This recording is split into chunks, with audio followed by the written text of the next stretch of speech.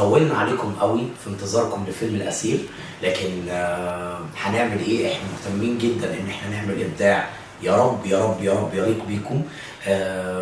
وفي كده حاجه عايز اقولها سريعا او ارد عليها.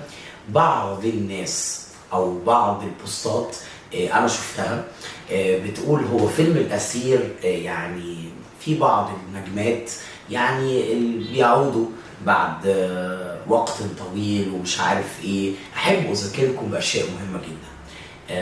اذكر تجربه اسمها اوقات فراغ. الفيلم ده اول ما نزل عمل نجاح جماهيري كبير جدا، كله وجوه جديده. بس كان وقتها لما كل وجوه جديده، طبعا هم اصبحوا دلوقتي اغلبهم نجوم، بس لما عملوا ده ونزلوا لشباك التذاكر نجحوا عشان كانوا صادقين. كان مفتاحهم هو الصدق، كان رهان المخرج على صدقهم. لما اروح لفيلم سهر الليالي مع بدايات نجومنا الكبار اللي كانوا في الفيلم برضه نجح عشان كان فيه رساله صادقه. فاتمنى من ربنا سبحانه وتعالى وامل في ذلك ان يكون يعني اختياري للفنانات اللي عندهم تاريخ في هذا الفيلم وكل كاستنج الحقيقه يا رب العالمين اكون موفق في اختياره، واكون براهن على نجاح الأسير بصدق رسالته.